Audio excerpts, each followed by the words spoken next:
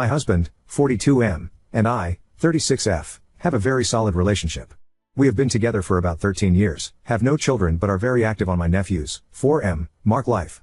For some background, my husband has a child, 16F, Laura, with whom only my Mill and to some degree Phil have a relationship with from his nuclear family. The reason being she was conceived when her mom poked holes to the condoms.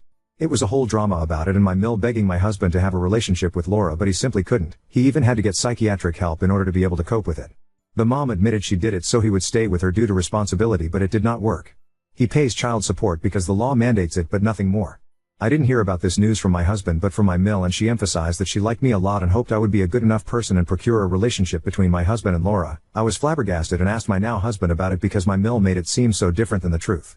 He explained he was going to tell me before we moved in together, and to be fair he kind of had already gave me little infos here and there, and explained the whole situation and even told me I could go to therapy with him and see the psych info if I wanted, but things were not like my Mill said. His sister confirmed this as well, and explained this issue was the reason she was not as close to her parents anymore. Things went okay-ish for some time and even the wedding went without issues.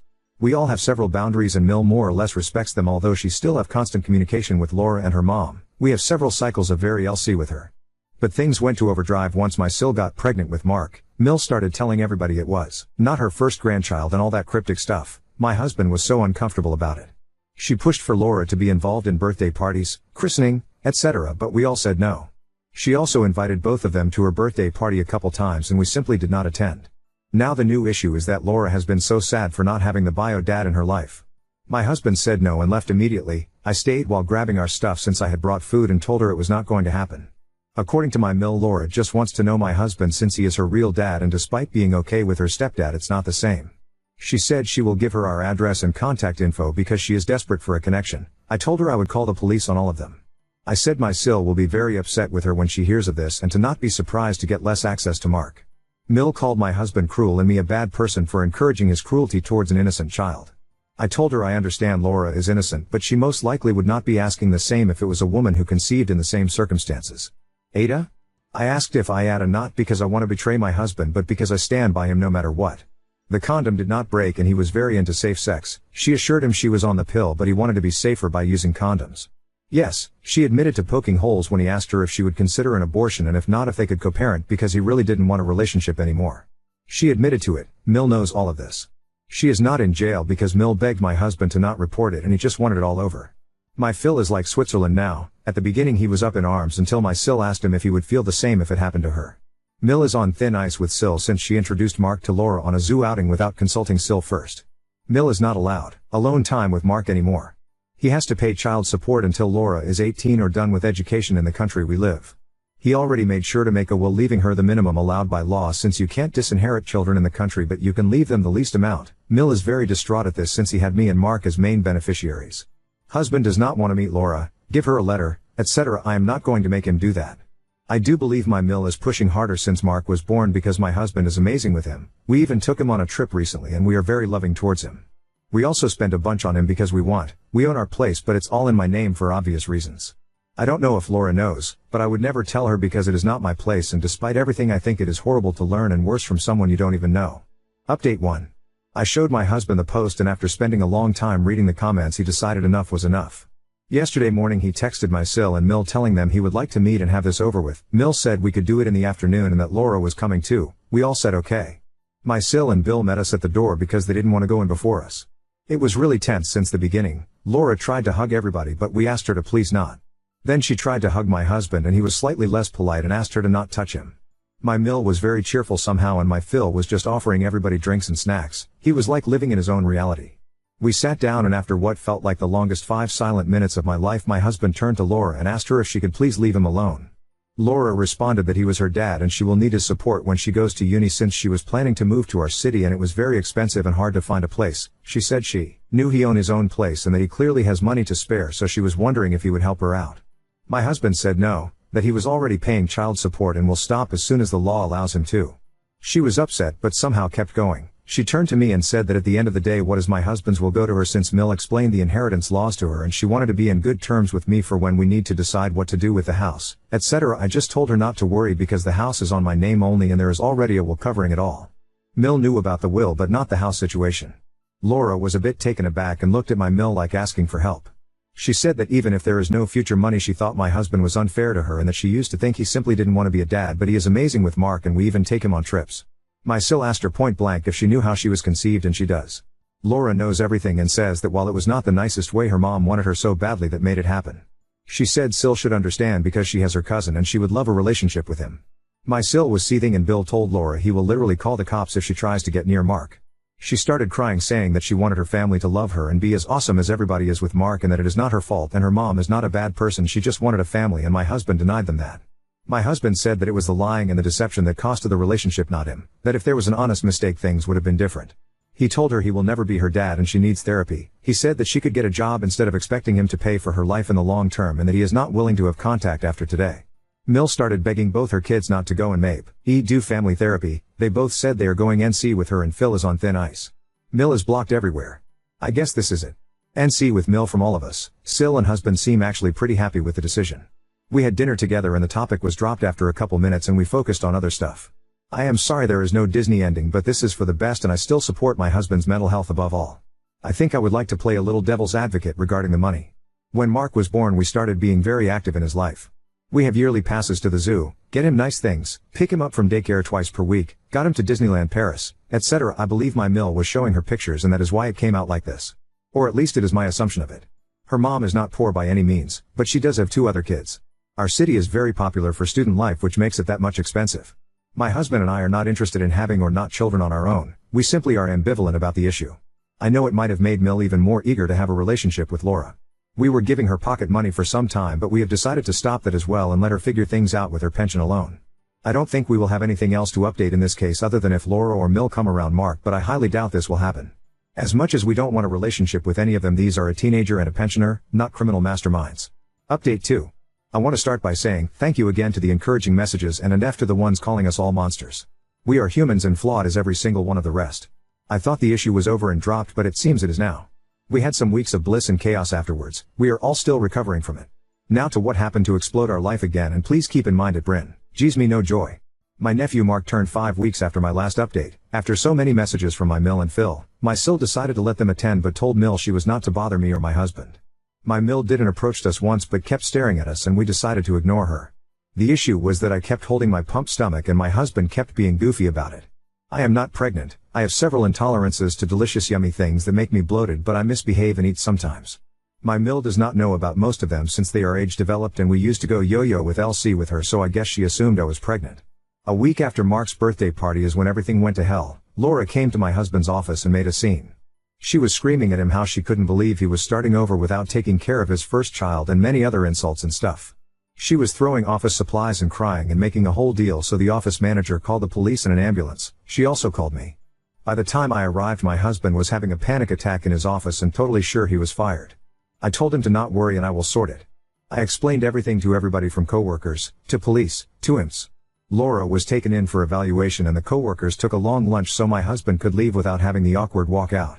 I took my husband home shaking, and as he was panicking and crying he said he felt unsafe. I took him to his psychiatrist and the psychiatrist was able to calm it, and we also had a session together days later where he opened up more about what the mom did to him. This has been very expensive but worth it for sure. Laura was not really in trouble since the office manager agreed to let it go for an apology and payment. The mom, Laura's, was not having it. The moment she saw my husband at the station she went ballistic and my husband couldn't handle it and he had another pawnee C attack. This woman is a fucking doctor but does not care for it. ATG the end, she paid the fine and restitution to the office and took Laura home. My Sil was so done with my Mill after it, she told her dad he either divorce her or she is cutting him too. It is still a 50-50 since Sil is literally Phil's favorite person, but he has been married to Mill for like 44 years. My Bill took my husband camping and they had fun and kept him distracted. He has been mainly on sick leave since the incident. He is a manager, so he would come 1 day a week and then get the rest of the week covered so he can recover. This was suggested by his bosses. Hey, all feel like they should have protected their employees better. My Sil, husband, Bill, and I had a disagreement due to Laura's expenses. I suggested to just get her a block payment and requesting she should get therapy, but all of them say she should get nothing. I said I would be willing to pay for it, but after the new revelations on my husband's relationship with the mom, my Sil is even more up on arms against helping them more than we should. I do feel bad for Laura, I do. And I know the rest, husband, Sil, Bill, used to a little. Now, there is no way in heaven to make them help her. The last nice thing my husband did was convincing his bosses to not charge Laura and paying for the monitor she broke. Since his leave, my husband spends a lot of his afternoons with Mark. My Sil and Bill and leading the charge on getting Laura to accept a bulk payment and therapy but don't want her in their life. Mill and Phil and estranged so far, and my husband goes to therapy once a week and slowly recovering. And before it starts, yes, we know Laura is a victim of her mom, but does it give her a right to re-traumatize my husband? Now on to the second story. Mill devoured our cake, denied it, and then we found the evidence in her closet. Now we are left wondering what her obsession with food and selfishness is. We are at my mill for a couple of weeks. Becca, use our house is being renovated. Now only couple of days have gone by and it is already drama. I won't go into that. But 3 days ago my fiancée made a cake for all of us. She just wanted to be kind. My mill tried the cake, she said that she doesn't really like it, and that it's too chocolatey. That being said, not that I count or that I don't want her to eat from it, but she basically ate half of the whole cake in 24 hours. The next day, she said that now, she's gonna make a cake. I thought that she must have been feeling sorry that she ate so many, and that she wants to make up for it. She made a cake and put it on the table. All three of us took a slice and ate it. It wasn't bad. So now 3/4s of the cake remains on the table. Yesterday I walked out to the kitchen and all 3/4 of the cake disappeared. I immediately asked the both of them. My fiancée said that she only ate one more slice. My mill was very intimidated, and she only said that her friend was over from the neighborhood, and she gave her the cake so that it doesn't dry out. It's a very shitty excuse, but okay, we went with that. Today in the morning we were searching for cloth hangers in the house because we needed more in our room.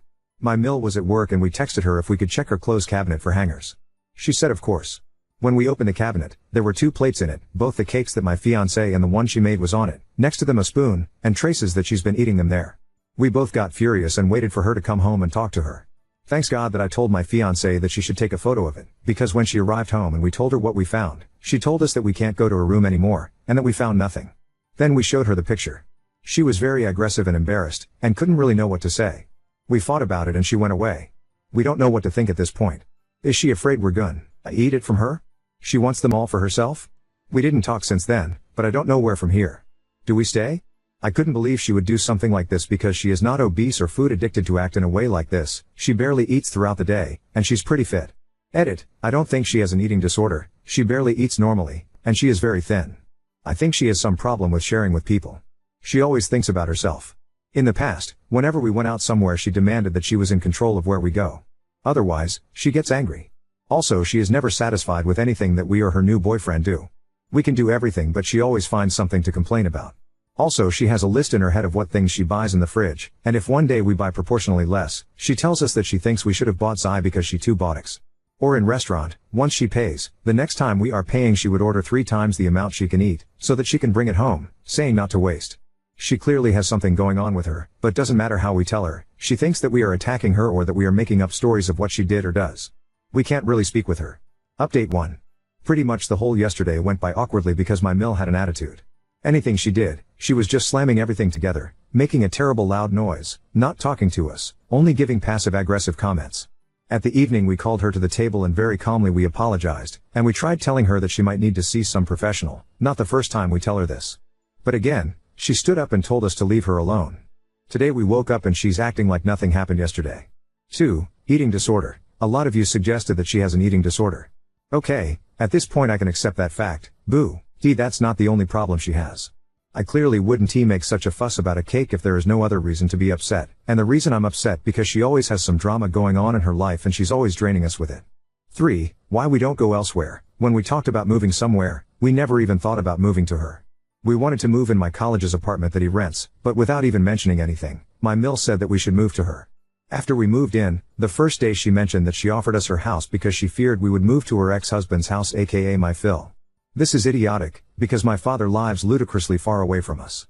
Anyways, the reason we settled with my mill's house because at the end, my fiancée said it would be a nice opportunity to reconnect with her mother after all these years of seeing each other only 2 to 3 days every 9 or so months, and that we could spare some money that we would give on the rent. Needless to say we are not really connecting, and at this point I would rather pick to spend some extra money. 4. History. My fiancée told me about her growing up, and she told me that her mother was always like this, plus even worse. She mentally abused my fiancée and totally destroyed her self-esteem. With a mother that doesn't find anything good, it was impossible to impress her, or to feel like she had done enough. She always walked on eggshells around her, because you wouldn't know when she would explode. My mill pushed everyone away from her life. My fiancée goes to psychologist even to this day because of that, and in the past had similar traits. Luckily she healed some, and it does not affect our relationship as much. 5. Talking with my mill. We tried to talk to her in the past, but she thinks that we are attacking her, or that we are against her, and she goes full defensive. She starts crying and shouting. She is 100% sure she has no problems, and we are just making up lies about her, and all that. How dare you, I raised you, you have no right to tell these things to me stuff. Once in the past my Phil called a professional to their home that tried to talk to her. After 3 sessions the psychiatrist said that she is a person that would never heal, because she is incapable of accepting her faults.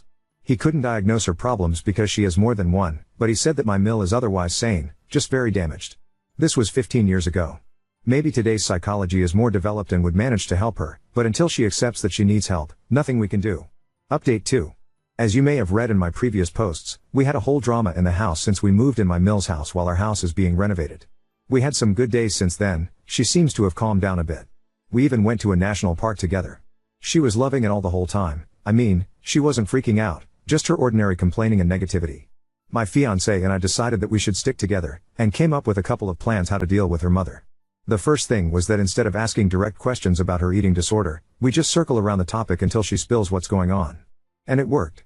We asked about when she eats, what she eats, etc. She told us that she eats throughout the day normally and in normal quantities, but when she feels like there is no food in the house, her no food in the house is ours still 2 weeks worth of food in the house, she gets angry/anxious and she just has to buy food and store food everywhere.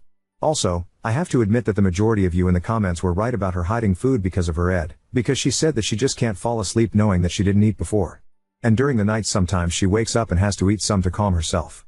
My fiancé said it has something to do with her childhood, because my Mill comes from a very poor family. She told us stories that as kids, they were forced to go down with her friends to the local lake and catch crawfish, frogs and a type of fish I don't know the name of, but they call it a fisherman's nightmare because it swallows the hook immediately and you have to take apart the fish to extract the hook, plus its flesh tastes disgusting, exactly because it eats anything. So yeah, back to the topic, they had to eat all of this to survive. After she grew up, she sworn to never eat fish again in her life. She kept that promise. We kinda link her eating disorder with the fact that she had no food in her childhood, and she feels scared when there's lack of it. The second measure we took was whenever she started complaining or was angry at something, we ignored her, like a bad child, and it seems to work. She throws her hissy fit, she gets no reaction, and she goes on like nothing happened. It is not a permanent solution though, because of course she annoys the heck out of us. This has nothing to do with her ed, this is just her being an ah. Like while I was driving them to the national park, my Mill asked at least 5 times if I want her to drive, on a 2-hour road. You would think that she's being kind, but no, she tries to be in control, because she makes comments every 10 minutes about how I didn't shift well, or that I should do this or that. I insisted that we drive our car, because if we go with her in her car, we are afraid for our lives. She just doesn't look anywhere except straight, and she doesn't care for the car either. She just slams in every hole on the road, drives on a curb at 30 miles per hour, it is a nightmare. She already had a couple of accidents. She got the fine because police investigated and she was in fault, but of course she spent hours convincing us that she did nothing wrong, and the police are stupid. And one more annoying thing she did. We told her that we are going to cook for her favorite meal. Our hobby is cooking. Throughout the years we learned hundreds of recipes. She already tried it once when she visited us but couldn't remember. Let me tell you, she loved it. Long behold, when we finished cooking, she arrived home with a bag, in it the same meal we prepared, only from the local restaurant. We asked why did she buy that. She said just in case ours tastes bad. Just imagine if I was a woman, and my Mill does this to my cooking anyways. About the moving, we decided to bite our tongues, and stay here 2 more weeks. I called the guys from the renovation company, I told them Mill alert, and they said that although it would take up to 4 weeks to finish everything, he will make sure that in 2 weeks they finish the majority of inside jobs so we can move back, and we'll do the outside things while we are already in it. I told my fiancé that with the money we now spared from not paying on rent, we will go on a little vacation in August. It has been 3 years since we didn't go anywhere, we were saving up for the renovation.